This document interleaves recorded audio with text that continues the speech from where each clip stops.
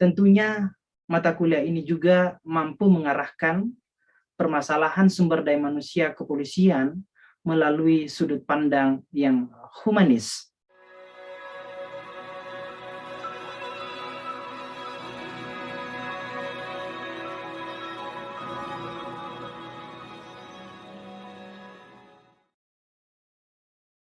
Assalamualaikum warahmatullahi wabarakatuh. Salam sejahtera, salam nama budaya, salam kebajikan. Bapak Ibu yang saya hormati, perkenalkan nama saya Basir S, kepakaran pada bidang ilmu manajemen. Saya merupakan dosen pascasarjana Sekolah Kajian Strategik dan Global pada program studi Magister Kajian Ilmu Kepolisian Indonesia, Universitas Indonesia. Dan sekaligus pada tahun 2020 ini saya diberikan amanah sebagai dosen pada program doktoral Kajian Strategik dan Global Universitas Indonesia dan pada program sarjana Fakultas Ekonomi dan Bisnis Universitas Indonesia. Pada program studi kajian ilmu kepolisian, saya diberikan amanah untuk mengampu dan sebagai koordinator penanggung jawab mata kuliah di bidang peminatan manajemen sumber daya manusia kepolisian. Seperti pada mata kuliah Masalah dan Isu SDM Polri, Teori Organisasi dan Organisasi Polri, mata kuliah Pengembangan SDM Polri, selain itu juga pada mata kuliah Masalah SDM dan Administrasi Kepolisian dan mata kuliah Perilaku Organisasi Kepolisian. Pada kesempatan kali ini, izinkan saya untuk menyampaikan gambaran pada salah satu mata kuliah yang saya ampu pada semester ini, yakni Masalah dan Isu SDM Polri, yang dimana mata kuliah ini diampu secara tim, dan saya ditunjuk sebagai koordinator penanggung jawab mata kuliah. Mata kuliah ini terprogram pada semester 2 sebagai mata kuliah peminatan pada konsentrasi manajemen sumber daya manusia kepolisian dengan bobot 2 SKS. Mata kuliah ini terprogram sebagai bentuk dan respon atas kebutuhan stakeholder, yakni kepolisian, dalam upaya menyelesaikan berbagai hal terkait permasalahan dan isu-isu pada SDM Polri dalam menjalankan tugas dan fungsinya pada konteks strategik dan global dengan pendekatan multidisiplin. Dengan memprogram dan mengikuti mata kuliah manajemen sumber daya manusia kepolisian ini, mahasiswa diharapkan mampu mengidentifikasi,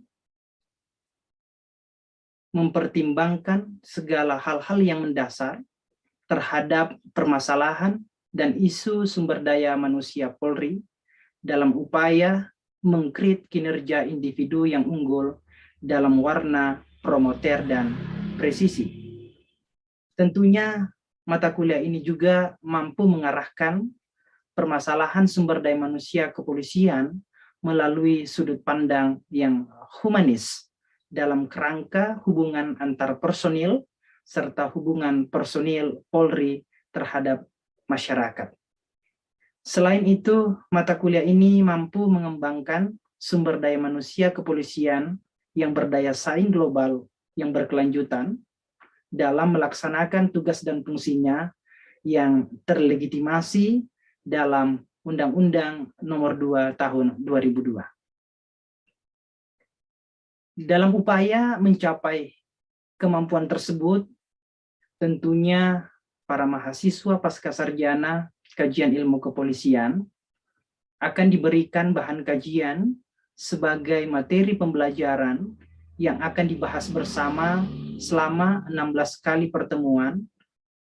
2 pertemuan diantaranya merupakan ujian tengah semester dan ujian akhir semester. Dengan sistem perkuliahan atau mode perkuliahan dengan mekanisme sinkronus, dengan memanfaatkan aplikasi Zoom Meeting yang telah dilanggan oleh Sekolah Kajian Strategik dan Global Universitas Indonesia, dan asinkronus dengan menggunakan e-learning management system atau familiarnya kami sebut dengan EMAS UI. Berdasarkan pada buku rancangan pengajaran yang disebut dengan BRP, namun jika pada perguruan tinggi lainnya disebut dengan istilah RPS. Dalam BRP mata kuliah Masalah dan Isu SDM Polri, para mahasiswa akan diberikan materi yang akan dibahas melalui metode pembelajaran berupa interactive learning dan problem-based learning serta research-based learning. Adapun beberapa materi pembelajaran, diantaranya Human Resource Management, Gaining a Competitive Advantage. Topik-topik di dalamnya terkait masalah strategic role of human resources function pada institusi kepolisian, competitive challenges influencing human resources management, the traditional perspective tentunya akan melihat berbagai principle and policy in the police organization, serta materi the human perspective, yakni individual and group in the police organization, developing the police organization, serta leadership in the police organization. Materi yang lain, yakni collective bargaining and police officer relation, managing human resource globally, serta strategically managing the human resources function.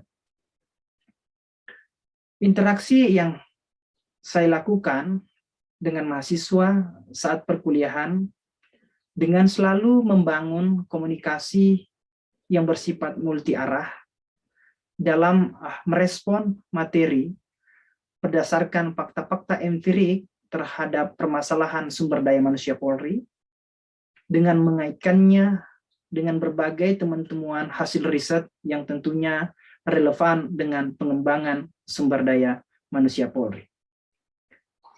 Selain daripada itu, saya dan mahasiswa juga membuat semacam grup bersama agar memudahkan kami untuk berkomunikasi.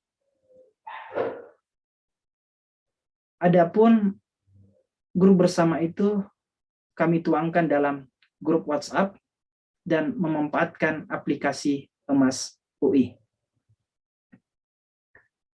Proses asesmen yang saya lakukan dalam menilai mahasiswa tentunya saya sampaikan di awal perkuliahan sebagai bagian dari kontrak perkuliahan antar mahasiswa dan dosen.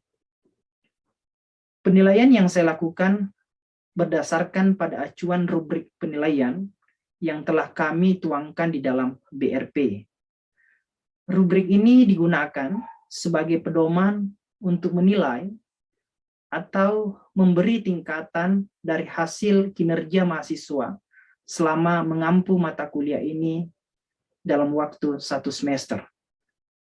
Pada rubrik terdiri dari berbagai kriteria-kriteria penilaian yang mencakup dimensi atau aspek yang dinilai tentunya berdasarkan indikator-indikator capaian pembelajar.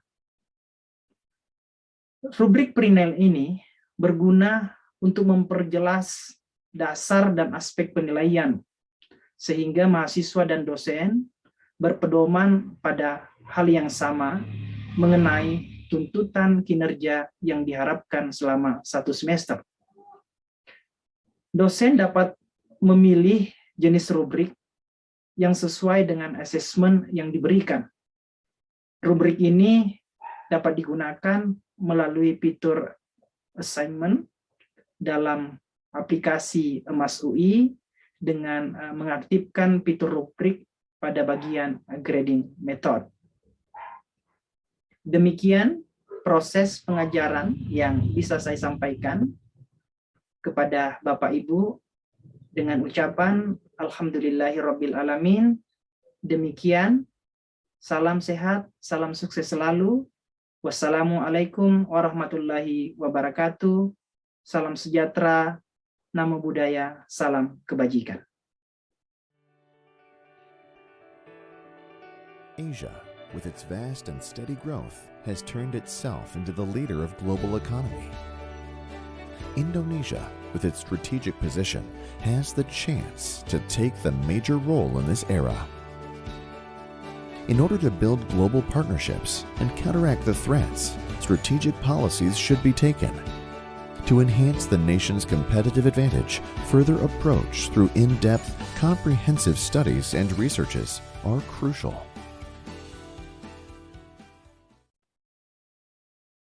Assalamualaikum warahmatullahi wabarakatuh. Salam sejahtera buat kita semua. Apa kabar mahasiswa pada pekan hari ini? Semoga dalam keadaan sehat walafiat. Alhamdulillah, perkuliahan pada pekan ini kita selenggarakan dengan metode asinkronus. Melalui rekaman video pembelajaran ini, nantinya diharapkan rekan-rekan belajar secara mandiri melalui virtual Emas UI.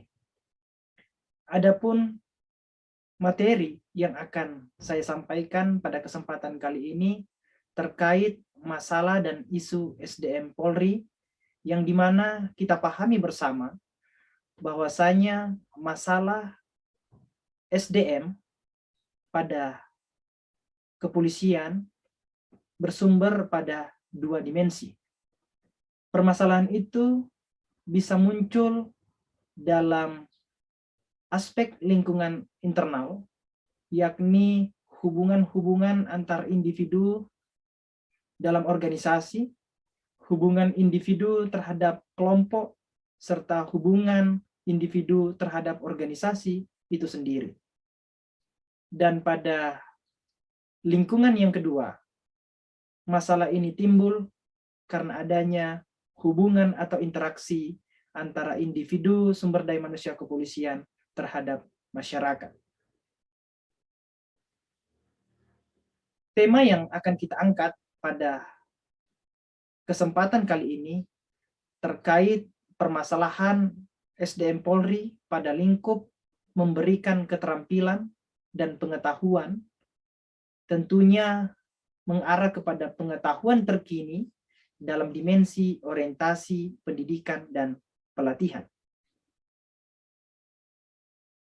Rekan-rekan mahasiswa yang sama berbahagia, kegiatan manajemen sumber daya manusia tidak berakhir setelah melakukan proses seleksi, menerima dan menempatkan para individu-individu personil, baik yang bersumber dari gerbang penerimaan Akademi Kepolisian Akpol atau gerbang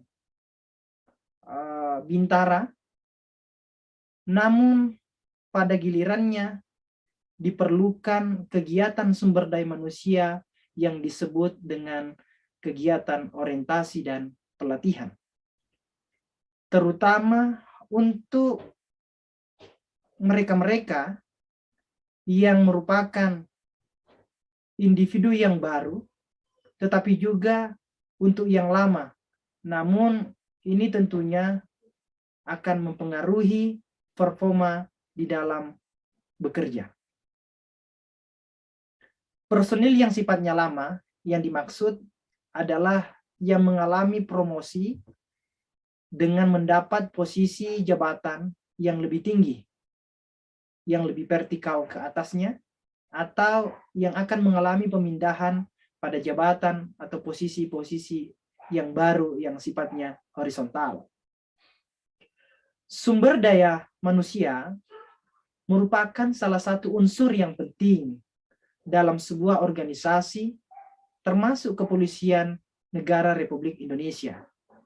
Oleh sebab itu, manajemen sumber daya manusia perlu direncanakan, diorganisasikan, dilaksanakan dan dikendalikan secara tepat, terprogram, berkelanjutan, agar memberikan hasil yang optimal dalam rangka pencapaian tujuan Polri sesuai amanat undang-undang yang diamanatkan oleh negara.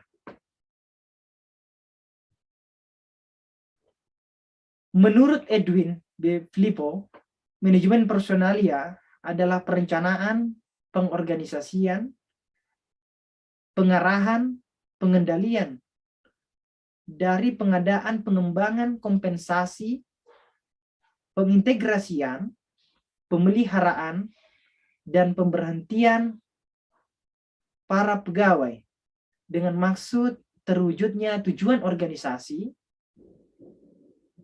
individu, karyawan, dan masyarakat. Dalam rangka mencapai profesionalisme Polri, diperlukan sumber daya manusia sebagai penggerak utama dalam sebuah organisasi. Oleh karena itu, pengelolaan sumber daya manusia harus menjadi fokus perhatian buat institusi Polri. Rekan-rekan mahasiswa yang berbahagia, pembangunan sumber daya manusia Polri saat ini tentunya merujuk pada visi dan misi Presiden Joko Widodo dalam pidato pertama Presiden setelah dilantik sebagai Presiden pada waktu periode kedua. Polri menerjemahkan visi dan misi Presiden tersebut ke dalam beberapa program-program prioritas di bidang pembangunan sumber daya manusia. Antara lain, rekrutmen proaktif dengan prinsip beta dan berbasis information technology, pembenahan pola diklat yang siap kerja, pembenahan karir, tentunya berdasarkan meritokrasi dan kompetensi, kajian peningkatan tunjangan kinerja lebih dari 70% tahun 2020, dan penguatan sinergitas polisional, dan pembenahan serta jaminan kesehatan para anggota dan keluarga, serta pemenuhan perumahan. Saudara-saudara yang berbahagia, dalam revolusi industri 4.0 ini, sebagai transformasi teknologi, akan secara serius berdampak terhadap proses manajemen sumber daya manusia kepolisian. Oleh karena itu, lingkungan organisasi perlu merespons segala macam perubahan yang terjadi. Peningkatan kemampuan bagi anggota menjadi hal yang perlu diprioritaskan. Namun tidak hanya fokus pada hard skills semata, tetapi juga pada pembentukan peningkatan soft skill yang mumpuni untuk menghadapi segala dinamika yang berkembang di masa yang akan datang.